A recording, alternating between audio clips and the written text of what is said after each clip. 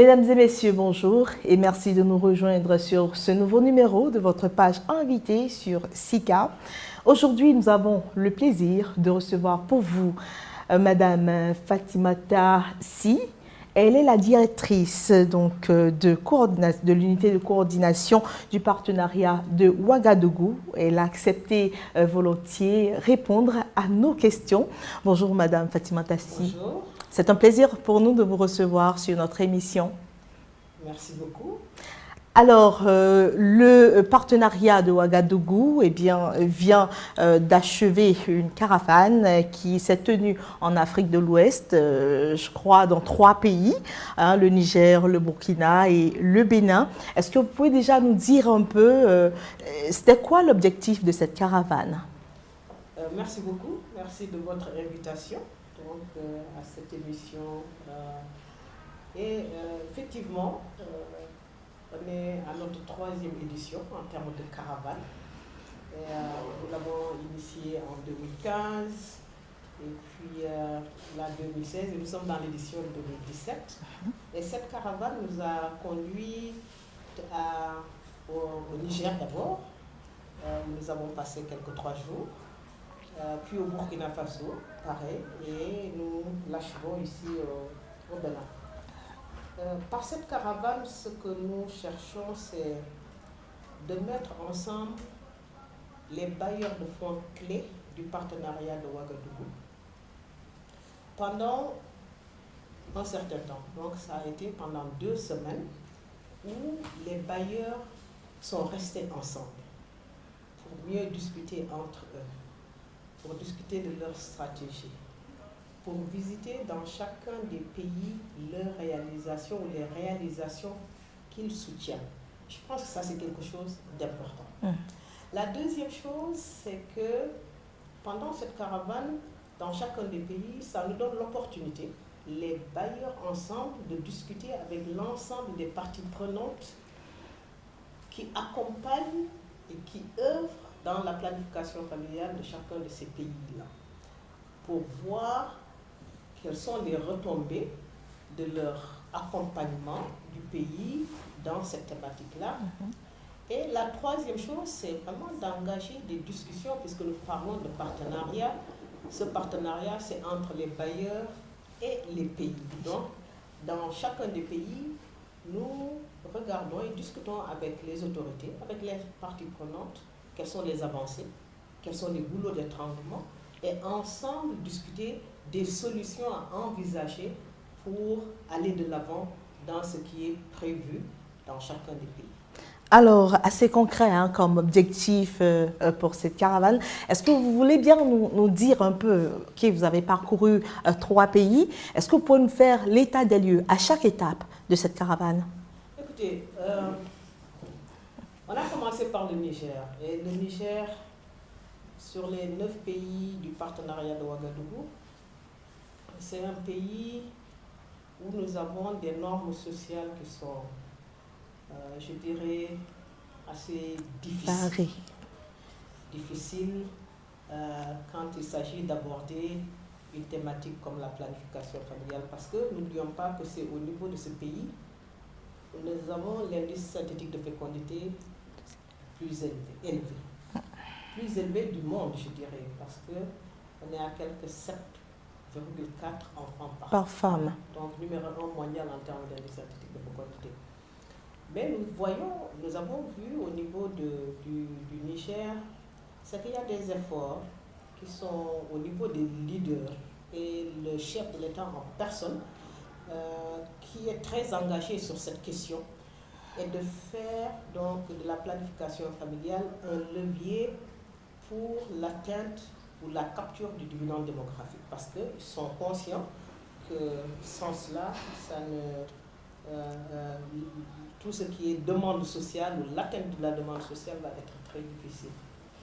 Mais c'est quand même particulièrement difficile dans ce pays. Et là, ce que nous avons vu, c'est qu'il faut absolument que le gouvernement s'engage beaucoup dans l'accroissement de la demande des services. Les financements on a vu se sont intensifiés, améliorés depuis le lancement du partenariat de Ouagadougou en 2011. Mais il y a encore des efforts à faire en termes de coordination et des efforts aussi à faire en termes de mobilisation des ressources domestiques. Ça, c'est le Niger. Alors, voilà pour ce qui a été du Niger au Burkina Faso, où les cultures ne sont pas trop différentes du Niger, quand même. Il y a quand même beaucoup de similarités. On a l'impression qu'au niveau étatique, il y a un engouement, qu'il y a une volonté. Est-ce que vous pouvez nous dire un peu ce que vous avez vu à cette étape? Non, absolument, parce que ce qu'on a vu au Burkina Faso, c'est un engagement politique très fort, porté d'abord par le président de la République, porté par le président de l'Assemblée nationale, et qui fait qu'aujourd'hui, en termes de résultats, je peux dire que le Burkina est numéro 1 dans le partenariat de Ouagadougou. Sur les 9 pays, voilà un pays qui a atteint et même dépassé donc, les objectifs qui s'étaient assignés en 2016. Et aucun des 8 autres pays n'a atteint son objectif de 2016. Il n'y a que le Burkina qui est atteint, dépassé même donc, son objectif. Donc, mais c'est dû en grande partie par l'engagement politique que nous avons eu là-bas avec le chef de l'État, avec le président de l'Assemblée nationale. Le Premier ministre. Nous avons vu la deuxième dame, c'est-à-dire l'épouse du Premier ministre, qui est aujourd'hui championne de la planification familiale, non seulement au Burkina, mais ce qu'elle a fait, nous voudrions que ça rayonne aussi dans les 8 autres pays. C'est ça. Et alors, est-ce que, entre parenthèses, on peut dire que le Burkina dame le pion au Sénégal, qui quand même est aussi un leader? Tout à fait, parce que les premières années du partenariat, c'était d'abord le Sénégal. Parce que le Sénégal a fait entre 2012 et 2015 un bond qualitatif en termes de taux de prévalence contraceptive qui était, je dirais même incroyable, parce que tout le monde était sceptique et on se demandait, mais est-ce que ça même c'est possible? Mais 2 années successives, ils ont fait un bond de 4 points. Bond de 4 points, mais il se trouve que... Qu'est-ce qui s'est passé entre-temps? Qu'est-ce qui s'est passé entre-temps? Est-ce que c'est parce que le Sénégal a pu régler peut-être ce qu'il y avait de plus facile dans les deux années consécutivement et s'attaque maintenant à des difficultés par rapport à la question? Mais ce qu'on a vu, c'est que maintenant, c'est le Burkina qui prend le dessus. Le dessus.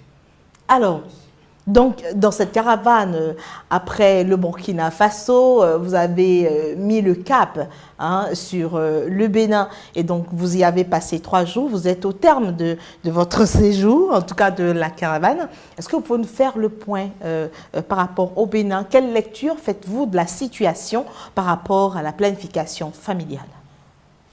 Au Bénin, je pense que je pourrais dire que les ingrédients sont là pour aller vers l'accélération, mais il y a encore du chemin à faire. Parce que ce que nous avons vu, c'est qu'il y a beaucoup d'initiatives qui sont des initiatives porteuses au niveau, pour les jeunes, au niveau des populations les plus difficiles à atteindre. Par exemple, hier, nous avons été voir les barques de planification familiale pour aller vers les localités très enclavées où les prestations de services sont difficiles.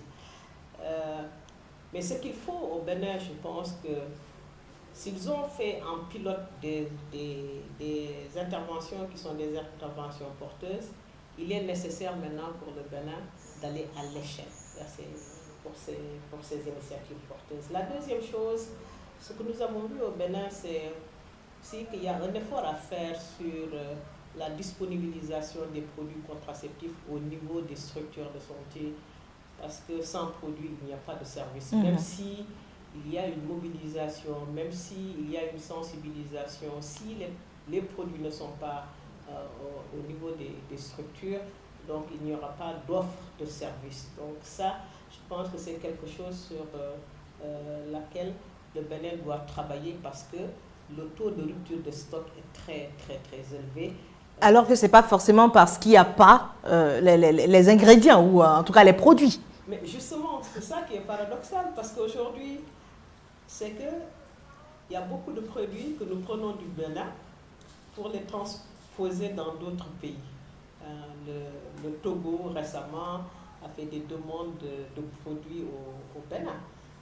Donc ça veut dire qu'il y a un surstock au niveau central, mais il y a des ruptures de stock au niveau décentralisé. Donc je pense que ça c'est quelque chose, on en a beaucoup discuté avec les autorités pour dire que ça c'est quelque chose absolument à revoir, parce que ce n'est pas normal qu'on prenne des produits pour les amener dans d'autres pays alors que chez soi-même, les populations ne sont pas servies. C'est ça. Voilà certainement des choses qui font que le Bénin n'arrive pas à atteindre son objectif de 227 000 adhérents à la planification familiale. Ça, tout à fait. Il y a entre autres cela. Il y a aussi la création de la demande. Il faut absolument qu'on intensifie la création de la demande. Et cela, il faut que le Bénin puisse penser à des stratégies cumulées. C'est-à-dire, il faut mettre à contribution les médias, les journalistes. Il faut que la presse y soit. Il faut que les leaders religieux intensifient aussi leurs interventions en termes de sensibilisation. Nous avons vu des jeunes qui sont vibrants, des jeunes engagés, des jeunes qui savent porter la parole, mais qui nécessitent aussi d'être soutenus par rapport à cela. Il faut que le Bénin puisse penser à une campagne de sensibilisation structurée, articulée et qui s'inscrive dans la durée. Le Sénégal a eu à le faire à un moment donné. Pendant 11 mois, ils ont mené une campagne avec un thème central qui était un thème fédérateur, ça veut dire méfiez-vous, évitez les grossesses rapprochées, et ils ont développé des stratégies de communication par la presse, communication interpersonnelle, communication avec les médias sociaux. Donc c'est ce tout de manière très structurée, très articulée et pendant qui s'inscrit, comme je le dis, dans la durée. Je pense que ça, il faut absolument le faire parce qu'on peut dire aussi, mettez en place ou renforcer les services, mais si les gens ne viennent pas demander le service, exactement, ça ne servirait à rien. Absolument. Merci. Alors, c'est la fin de votre page invitée, mesdames et messieurs. Merci de nous avoir reçus chez vous. Nous étions avec le docteur Fatimata Sy pour parler partenariat de Ouagadougou, planification familiale et dividendes démographiques, entre autres. Merci.